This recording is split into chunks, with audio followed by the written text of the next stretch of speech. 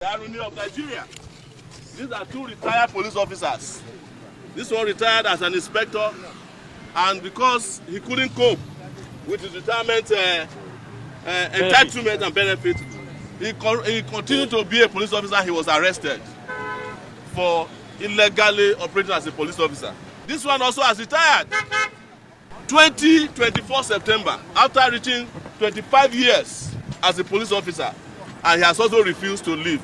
But the irony is that he continues to enjoy the office here where this man is in jail. That is why we are using this as our own benchmark for comparison of how Nigeria has been illegally treating themselves, all these officers. And is our position, we stand with police well-being. Absolutely. But we have also said it, that in standing with the police, if the police misbehave, any police officer in this country, they will hear from us. No police officer has a right to abuse anybody's right. But we also have a duty to protect the police and ensure that they get the best benefits and entitlements as police officers in the country. Whereas in Nigerian country, security is going down. Absolutely. As you are aware, over 60 persons were killed in Plateau State last week. Absolutely. Yes. It is after they were killed that Egbetokun decided that he will mobilize the tactical squads. What happened to intelligence gathering? Exactly. Is it the intelligence department only for tracking social media critics of the government?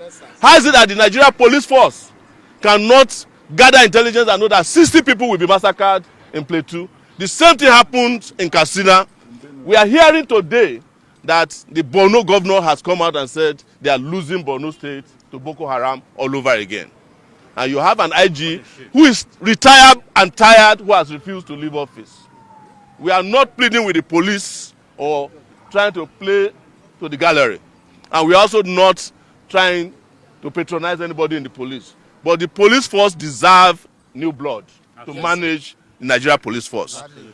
Others who are trained, who have risen through the ranks, who are supposed to become IG, deserve to become IG. Absolutely. If Tinubu is so much in love with Egbetokun and cannot do without him, he can make him, after his retirement in 2004, the manager of NURTW to deputize for Oluomo. Absolutely. But anybody that's retired don't have a right to wear the Nigeria Police Force uniform. Absolutely. Anymore. That is why we came here today again to remind him.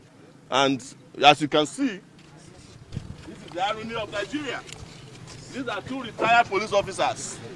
This one retired as an inspector, and because he couldn't cope with his retirement entitlement and benefit, he continued to be a police officer. He was arrested for illegally operating as a police officer. This one also has retired 24 September after reaching 25 years as a police officer, and he has also refused to leave. But the irony is that he continues to enjoy the office here where this man is in jail. That is why we are using this as our own benchmark for comparison of how Nigeria has been illegally treating themselves, all these officers. And is our position, we stand with police well-being.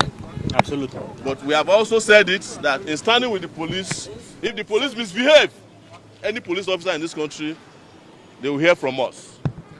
No police officer has a right to abuse anybody's right. But we also have a duty to protect the police and ensure that they get the best benefits and entitlements as police officers in the country. Yes, we want to ensure that every policeman, upon retirement, gets 100% of their retirement benefits, just like AIGs, DIGs, and also the illegal IGPs enjoying today. Absolutely. So, Egbetokun must go. Egbetokun must go. Egbetokun must go. Egbetokun must go. IGP must go. Illegal IGP must go. Egbetokun must go. Egbetokun must go. Egbetokun must go. The AG by the AG. The 1999 constitution that the military established made it very clear that the retirement age of everybody in public service is 35 years after being in service, or 60 years, or having reached the age of 60 years. So there is no other way. There's no other explanation. There's no way you can change the law after the man has retired. The law they are referring to was changed after he has retired. The same AGF said this as of 2024 September, or I think somewhere in 2024, that Egbetoku is leaving September 2024. So, but we are not here because of the AGF. We are here because this Nigeria police force here must be properly run by people who are competent and are not tired. Legally. That's why we are here. The office here cannot be operated illegally. And the reason we are interested in the police is because the police is the most powerful security agency in this country. They also have the highest number of personnel. So they cannot be mismanaged or managed by somebody who is not supposed to be in the police force. That's as simple as ABC. No AGF can decide that for us. Even Tinubu cannot tell us that. Exactly. That is why the Nigerian country is going down in terms of security, because you have a guy who is tired and who has retired, who has refused to leave. The morale in the police is dead because of Egbetoku. The policemen are no longer willing to risk their lives because they know they have no future. Oh, yes. If you enter the police as an ASP, your goal is to become IGP, right? Yes, yes, sir. So when are you going to become IGP when one IGP refuses to leave after he has retired? When are you going to become DIG? When are you going to become AIG? When are you going to get promoted from inspector to anywhere if the man at the top holds your destiny? So it's not just a matter of law, it's a matter of fairness, it's a matter of practice and tradition. And this applies to any other person who is holding positions in the security forces. The moment you are retired and you are tired, you have to go. It applies to, I heard the woman also in, what's it called? Immigration had her tenure extended. She has no right to have her tenure extended as well, even though her own extension is till next year. But we are against it, even if it is for one day. And let's make it very clear, after Egbetoku is kicked out of the police, Egbetoku must eventually return every salary he received at, over and above September 4th of 2024. Yeah, I have two questions. Yes. One, is there anything that he has done besides the fact that the government has extended his tenure that you think he should go? Two, are you now crying more than the bereaved because there's no police officer today that is not happy with the extension? The police officers in Nigeria cannot express their unhappiness because of the situation they have found themselves. They are not allowed to unionize. One of my positions is that police officers must be allowed to unionize in this country so that they can collectively bargain for their rights and conditions of service. But they are not allowed. So, but if you go and take a poll among police officers here, if you walk into even this place, they will tell you that they are not happy with the situation of Egbetoku. We talk to them. They talk to us.